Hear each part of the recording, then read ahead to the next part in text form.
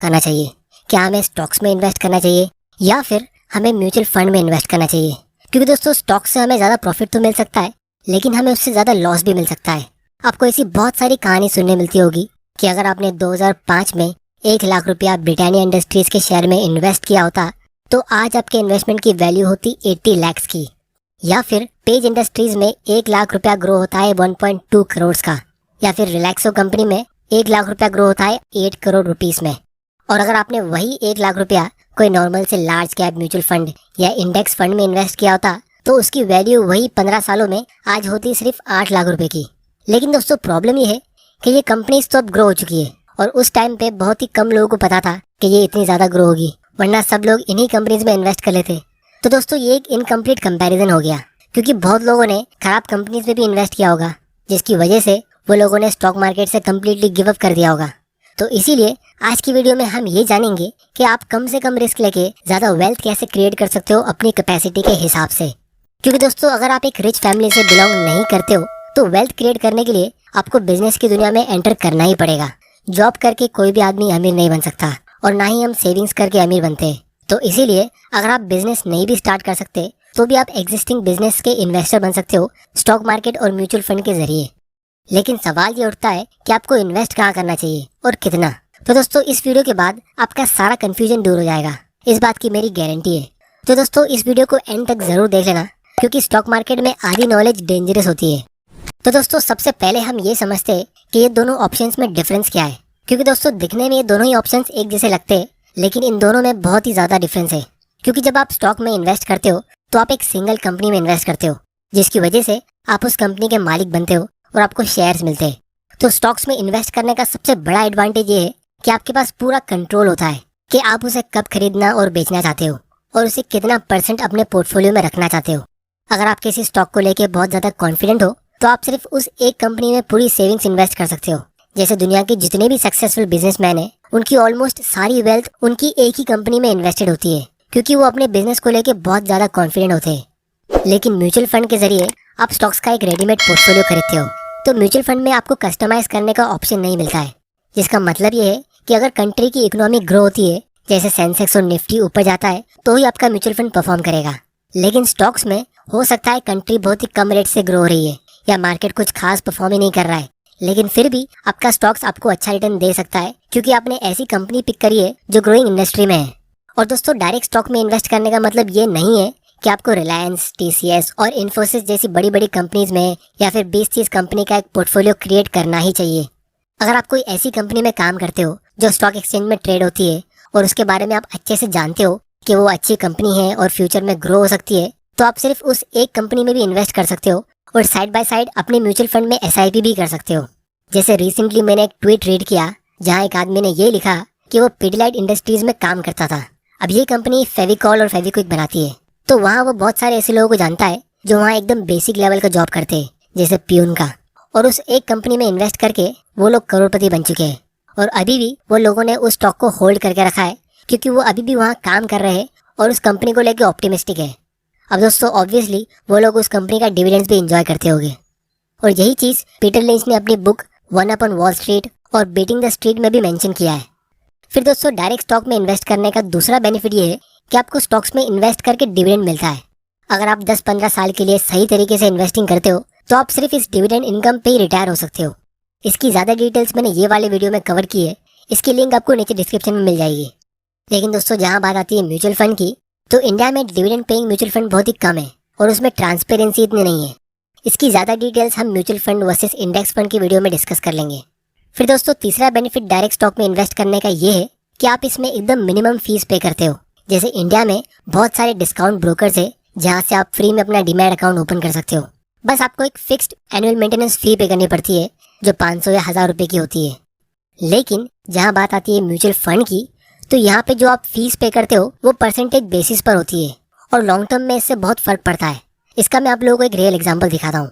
तो पास्ट में जब मैं पर्सनली कंफ्यूज था कि मुझे स्टॉक्स में इन्वेस्ट करना चाहिए या फिर म्यूचुअल फंड में, तो मैंने ये सिंपल कैलकुलेशन किया कि अगर आज मैं 1 लाख रुपया स्टॉक्स में इन्वेस्ट करता हूँ और मान लो डीमैट अकाउंट मेंटेन करने के लिए मैं उस पर 1 साल के लिए 1000 रुपये की फिक्स्ड फी पे करता हूँ, तो इस हिसाब से फिलहाल मैं अपने पोर्टफोलियो का 1% फी में पे कर रहा हूँ। क्योंकि 1 लाख पे 1,000 रुपया होता है 1%। लेकिन फ्यूचर में जब मेरा पोर्टफोलियो ग्रो होगा और वो 10 lakhs का होगा तो ये 1,000 रुपये की फीस सेम रहेगी, क्योंकि ये एक फिक्स्ड कॉस्ट है, परसेंटेज पे नहीं है, जिसकी वजह से तब मेरी फीस मेरे पोर्टफोलियो की सिर्फ 0.1% की होगी। और जैसे जैसे मेरा पोर्टफोलियो ग्रो होता रहेगा तो ये फीस मेरे लिए कम होती रहेगी। लेकिन म्यूचुअल फंड में आपको एक परसेंटेज बेसिस पे फी चार्ज होती है। तो अगर आप किसी म्यूचुअल फंड में सिर्फ 1% की फी पे करते हो एक्सपेंस रेशियो के नाम पे, तो उसकी वजह से जब आपका पोर्टफोलियो 10 lakhs का होगा तो उस पर आप 10,000 रुपीज़ फी पे करोगे। और जब फ्यूचर में आपका पोर्टफोलियो 1 करोड़ का होगा तो आप 1 लाख रुपए की फीस पे करते हो वही छोटे से एक्सपेंस रेशियो के नाम पे। और जैसे जैसे आपका पोर्टफोलियो ग्रो होता रहेगा तो आप उस म्यूचुअल फंड कंपनी को और ज़्यादा फीस पे करते रहोगे हर साल। और दोस्तों आपको इसका एहसास भी नहीं होगा, क्योंकि ये फीस डेली बेसिस पे चार्ज होती है। मतलब ये म्यूचुअल फंड कंपनीज इस 1% को 250 ट्रेडिंग डेज में डिवाइड करते और छोटा छोटा अमाउंट रोज चार्ज करते। अब दोस्तों इंटरेस्टिंग चीज़ ये है कि महंगाई के हिसाब से ये फीस फ्यूचर में इंक्रीज होनी चाहिए, लेकिन यहाँ पे उल्टा हो रहा है और ये फीस और कम होती जा रही है, क्योंकि हमारे पास अब ऐसा प्लेटफॉर्म है जहाँ से आप फ्री में अपना डीमैट अकाउंट ओपन तो कर सकते हो, लेकिन उसके साथ में आपको AMC यानी एनुअल मेंटेनेंस फी भी चार्ज नहीं होगी। ये कंपनी का नाम है फायर्स, क्योंकि फिलहाल इनका एक ऑफर चल रहा है कि अगर आप इनके साथ डीमैट अकाउंट ओपन करोगे तो आपको लाइफ टाइम के लिए कोई भी एनुअल मेंटेनेंस फी चार्ज नहीं होगी। क्योंकि मैक्सिमम ब्रोकरेज कंपनीज जैसे जीरोधा या अपस्टॉक्स, ये लोग अकाउंट ओपनिंग फी तो चार्ज करते ही है, लेकिन इसके साथ में ये अकाउंट मेंटेनेंस फी भी चार्ज करते हैं। और दूसरे ट्रेडिशनल बैंक प्लस ब्रोकर्स जो होते हैं जैसे ICICI सिक्योरिटीज़ या HDFC सिक्योरिटीज़, तो ये लोग और भी बहुत ज़्यादा फी चार्ज करते हैं।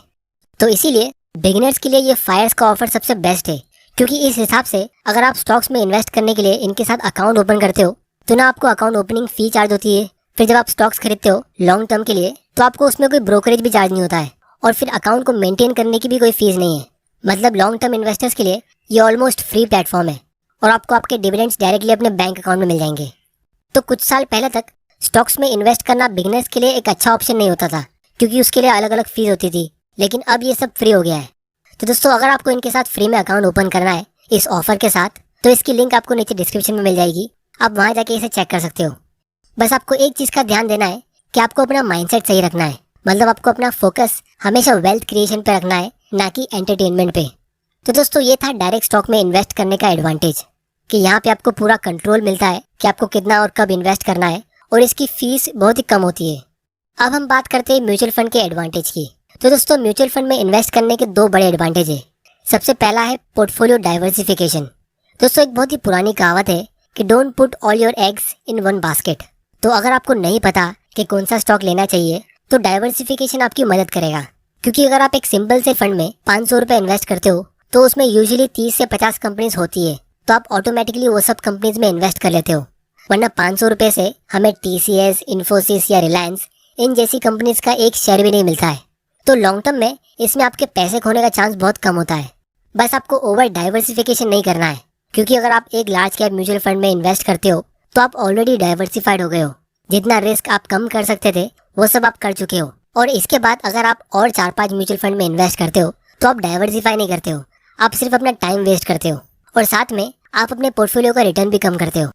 क्योंकि दोस्तों मेरे पास बहुत सारे लोगों के ईमेल्स आते हैं जहाँ पे लोगों ने 20-30 म्यूचुअल फंड्स में इन्वेस्ट किया होता है, और वो मुझे पूछते हैं कि उनका पोर्टफोलियो कितने % से ग्रो होना चाहिए। तो दोस्तों ऐसा करने से आप रॉन्ग डायरेक्शन पे चले जाते हो। ये ओवर डाइवर्सिफिकेशन हो गया। इसकी ज़्यादा डिटेल्स हम किसी और वीडियो में डिटेल में डिस्कस करेंगे कि आपको कितने फंड्स और स्टॉक्स में इन्वेस्ट करना चाहिए। फिर दोस्तों म्यूचुअल फंड्स का दूसरा बेनिफिट ये है कि आप इसमें SIP के थ्रू इन्वेस्ट कर सकते हो, जिससे आपको टाइम डाइवर्सिफिकेशन मिलता है। तो आपको कब बाय करना है और कब सेल करना है इसका पूरा टेंशन SIP लेता है। और दोस्तों इसकी ज़्यादा डिटेल्स मैंने ये वाले वीडियो में कवर की है, इसकी लिंक आपको नीचे डिस्क्रिप्शन में मिल जाएगी।